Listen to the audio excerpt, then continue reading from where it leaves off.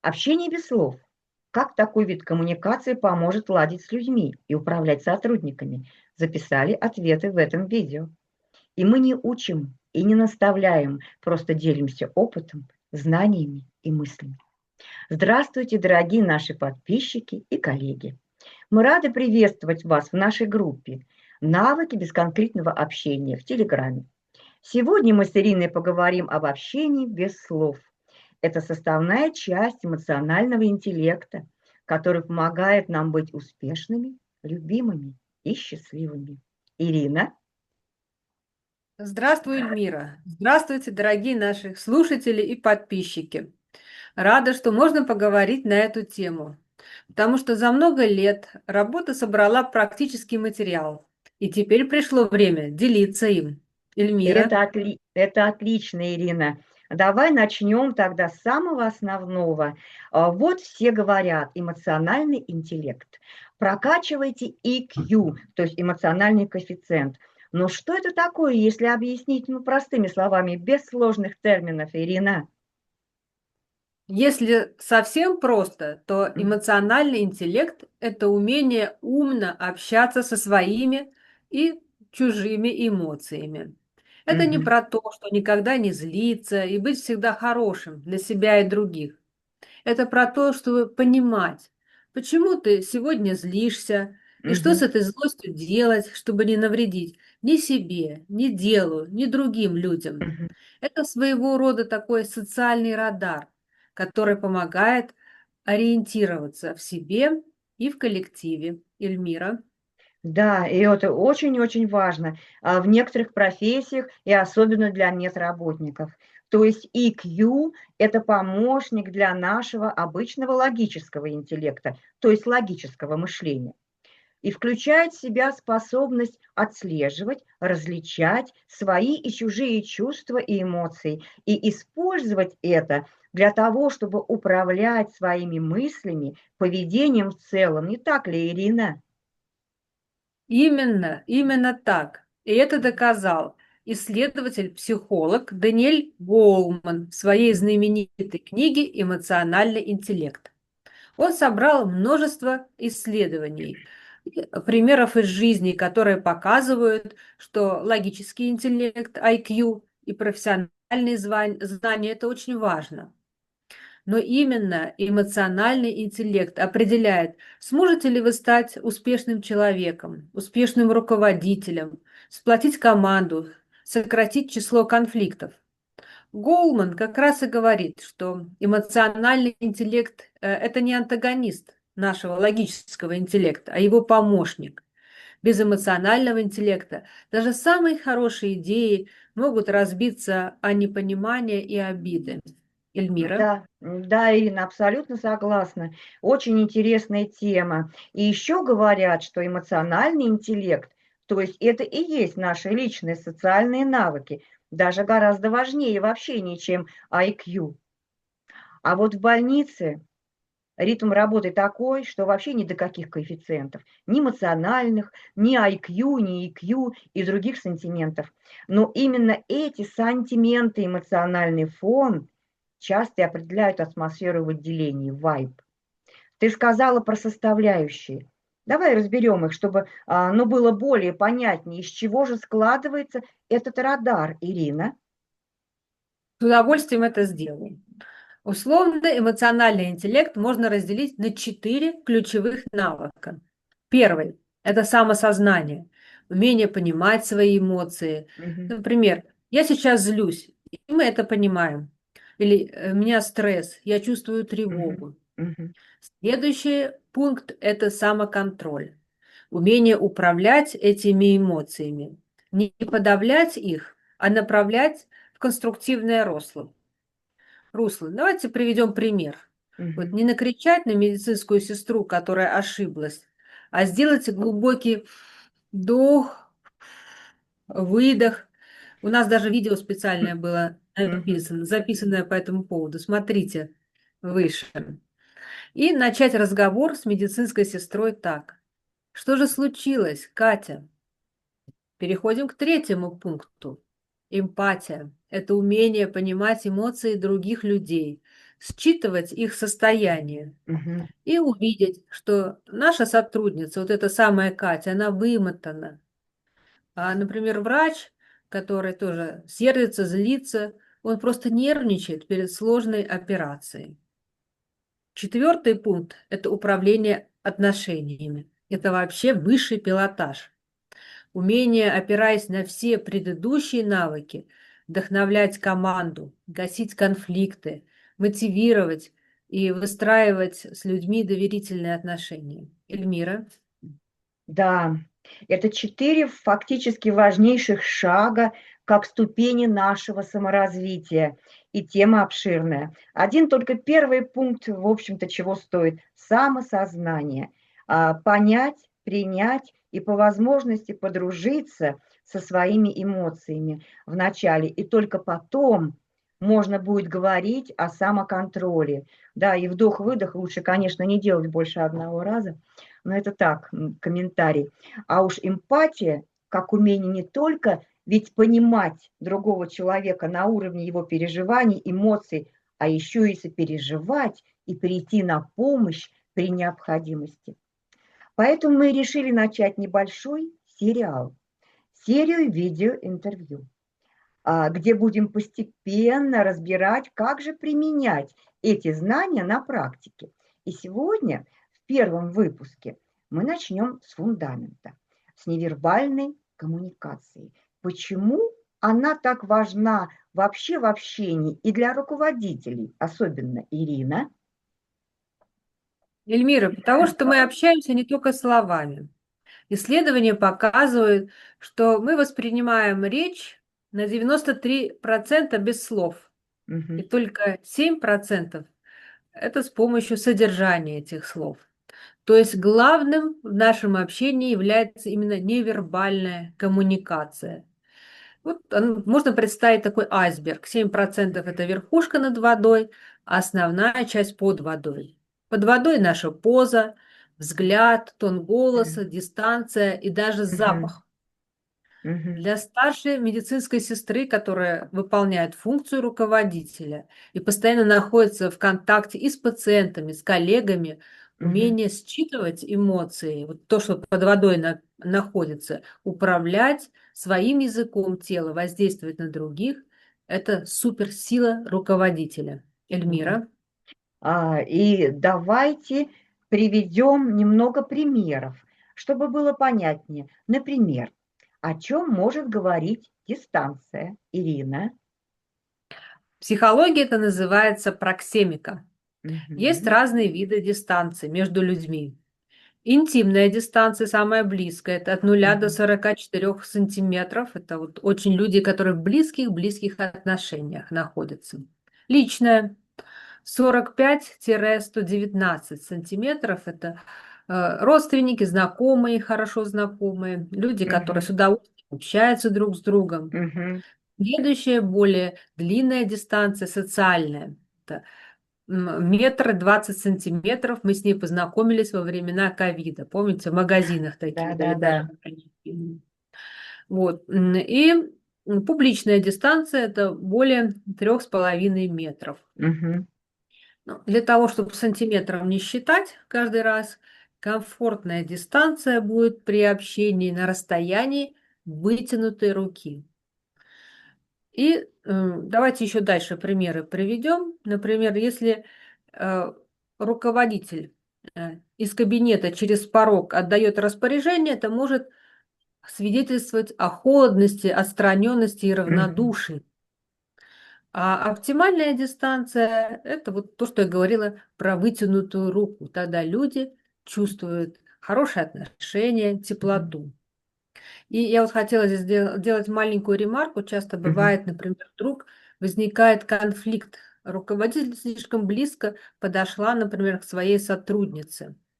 Она уже на личной дистанции находится. Мгм. И сотрудница начинает вдруг возражать, начинает кипятиться. Это происходит неосознанно, потому что нарушили ее личное пространство. Пространство. Поэтому мы запоминаем расстояние Мгм. вытянутой руки. А если Мгм. проводим собрание, то лучше выбрать расстояние больше 3,5 метров. На этой дистанции невербальное общение становится более обобщенным, можно донести главные мысли. И можно использовать более широкие жесты, говорить громче, четче. Личный контакт, он здесь невозможен, поэтому можно не бояться. Эльмира.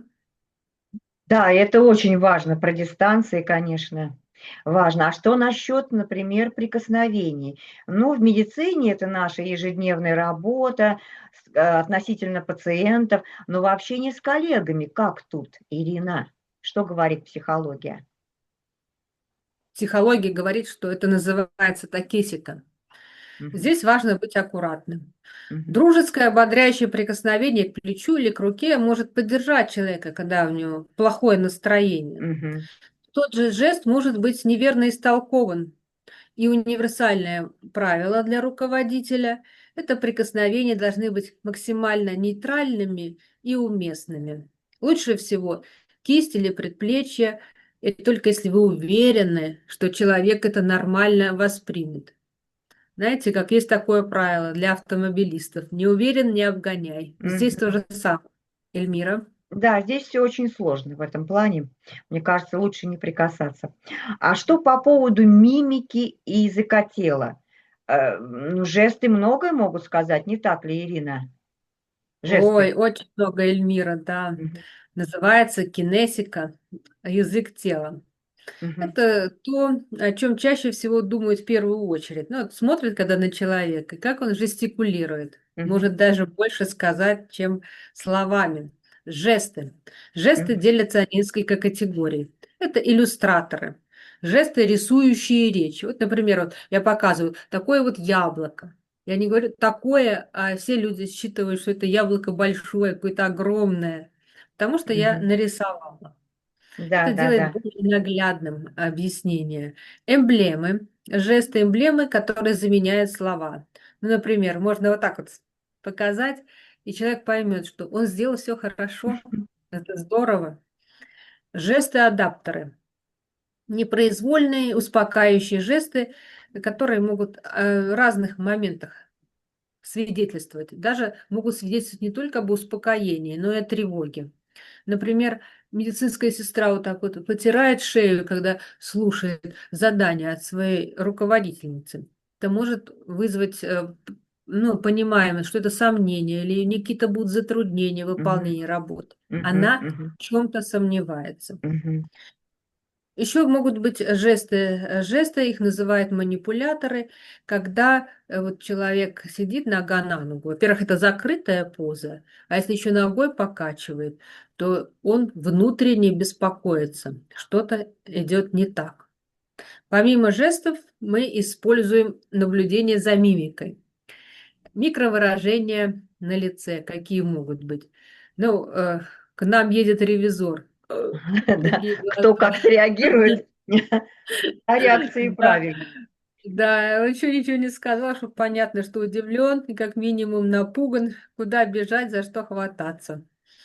Вот. И умение заметить вот такие микровыражения, жесты, это Мгм, лишние да, копилку, как сказать, монетки в копилку руководителя, мгм, потому что умение заметить – это ключ к пониманию реального отношения сотрудника к ситуации. Эльмира. мгм. Да, хорошо, давай дальше. А что по поводу голоса? Как он влияет на людей, именно голос, Ирина? Голос, красивый голос позволяет или человека заставить любить или ненавидеть. Ну Мы да. говорим о паралингвистике или вокалике. Ну, Мгм, такие акустические компоненты речи. Давайте поподробнее разберем. Первое – это тембр голоса. Если он глубокий, спокойный, воспринимается как более авторитетный и уверенный в себе. А дрожащий, высокий, как признак нервозности, что-то человек начинает петь петухом. мгм, Второе – это громкость. Слишком тихая речь может говорить о неуверенности, а чрезмерно громкая, что или человек плохо слышит, или он стрессует, или у него агрессия. Вот. Скорость речи. Быстрая речь – это может быть следствием волнения или спешки, мгм, а медленная с паузами, она может используется для придания своим словам более такого весомого содержания. И наоборот, говорить об усталости, говорят, еле языком ворочаем. Да, Паузы. Ну, тут мы с Эльмирой вспоминали как раз Сомерсета Маэма, театр его, где Джулия Ламберт, одна из великих да. актрис, она использовала паузу как влияние на свою аудиторию. Если взял паузу, то держи ее как можно дольше. Да, да, да. Вот здесь может тоже или руководитель может использовать, и его сотрудники. Мгм, Ну, например, короткая пауза перед ответом на вопрос. э, Так, Марья Ивановна, и такая пауза. мгм, Посмотреть ей в глаза. Сможете ли вы это сделать? Говорит о том, что это важное, ответственное задание. А если мгм. Марья Ивановна сказала сразу «да», то значит, что она уверена в своих силах. Что то, Паузу то, не что взяла. точно может Марта сделать, да. сказала «надо», комсомол ответил «есть». Да, ну да. А Эльмира. время, Ирина, время тоже относится вот к невербальному общению, к невербальному признаку. Умение, например, приходить на работу вовремя или не приходить, делать что-то вовремя или не делать. Ирина. Абсолютно, Эльмира. Называют это воздействие или это невербальное компонент М, хронемик. м, Ну, тоже несколько компонентов включает в себя. Например, пунктуальность, да? мгм, Приход на планерку вовремя сотрудников, как руководителя, так и остальных, он показывает отношение людей друг к другу. Если мгм. опаздывают, то не считают их важным, не уважают. Вот так можно подчеркнуть. Ну да. Приходят вовремя, относятся хорошо, уважают и заинтересованы в содержании, например, этой планерки. Следующий момент– это распределение времени. Например, сколько времени руководитель готов уделить Мгм, своей сотруднице, которая мгм, пришла с проблемой. Например, если продолжать смотреть в компьютер или говорить, я пока там попечатаю, а ты, значит, говори, я тебя внимательно слушаю. Это говорит о том, что твоя проблема мне не очень важна. А если вы отложили хотя бы на 2 минуты свои дела и устанавливаете зрительный контакт, то есть посмотрите ей в глаза, да, то вы тем самым говорите, что ты и твой вопрос важны, и я постараюсь тебе помочь. Эльмира. Ну, здесь немножко дискутабельно, конечно, потому что руководитель или кто бы ни был, может быть в такой спешке, в такой запарке, что действительно нет совершенно времени. И сотрудник может быть ему важен, но, может быть, здесь оторвать на несколько секунд глаза от монитора, сказать: ты слушай, я слушаю тебя внимательно, ты говори, и мне просто нужно срочно допечатать. В принципе, это тоже может помочь, потому что жизнь все непросто. Ирина, есть еще такие интересные термины, как адорика и экстралингвистика. Мы говорили, ты говорила об этом чуть ранее, звучит сложно. На практике что это такое? Ну, давайте упростим. Адорика– это язык запахов. И в Мгм, нашем контексте простая гигиена и отсутствие резкого парфюма это уже идет в плюс, потому что не вызывает раздражения у окружающих. Потому мгм, что если такой шлейф дорогих духов, резких, может быть, он уместен в театре или на вечеринке какой-то, но в личном учреждении, на приеме, в ординаторской или на мгм. посту сестринском, он может вызвать даже агрессию у окружающих. Вот. Конечно. Экстралингвистика– это все, что связано вот, с такими компонентами, как голоса, как всхлипывание, всхрюкивание и хмыканье. Например, да, вот сейчас вот Эльмира, да, смеется, значит, она реагируешь ты вот на мои слова. Это значит, вот я сейчас читала, что тебе интересно, и ты меня поддерживаешь. Мгм, А можно мгм. сказать, что ты сомневаешься в словах. Ну, не ты, а вообще кто-то другой. Поэтому вот такие вещи, они могут полностью перечеркнуть содержание слов. Поэтому очень важно за собой следить, когда мы говорим, и при этом используем экстралингвистику.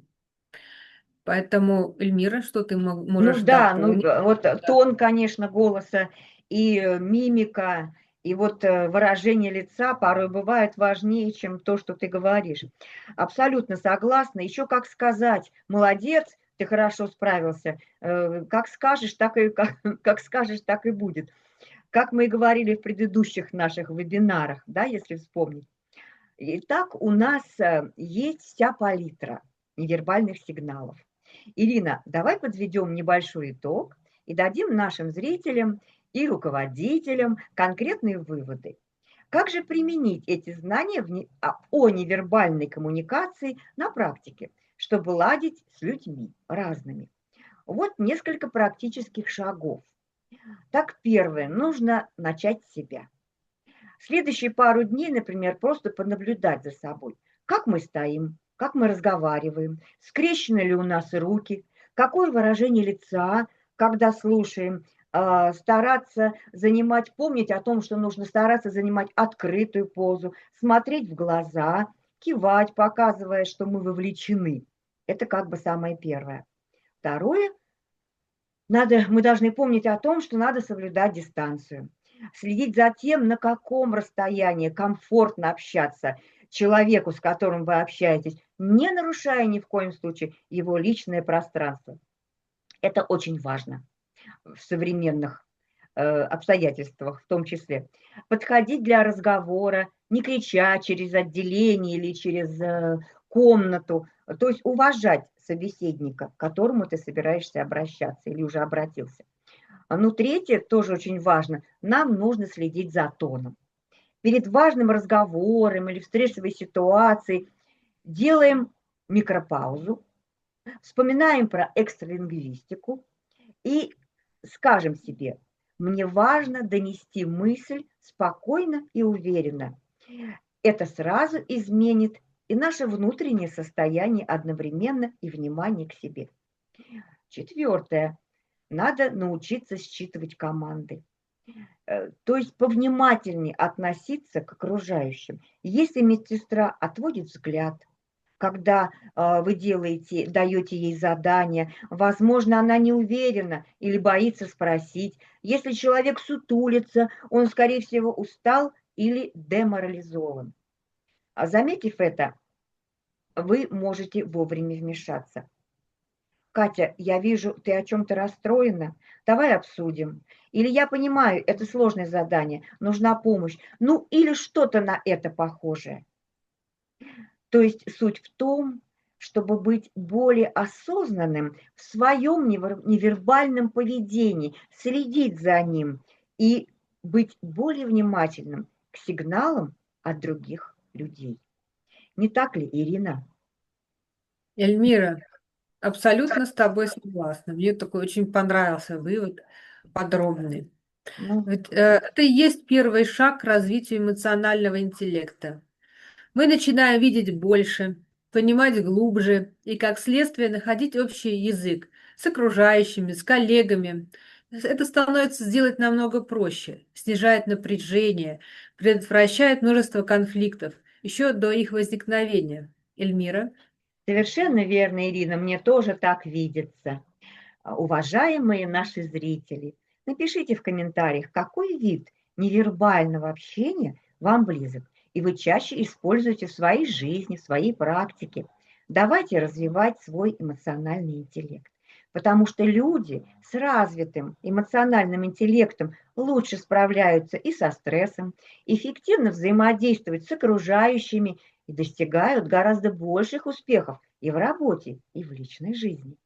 Нам всем нужно лучше научиться слушать себя и других, не подавлять и не игнорировать эмоции, ни свои, ни окружающих. И, конечно, быть по возможности дружелюбными, но как минимум доброжелательными.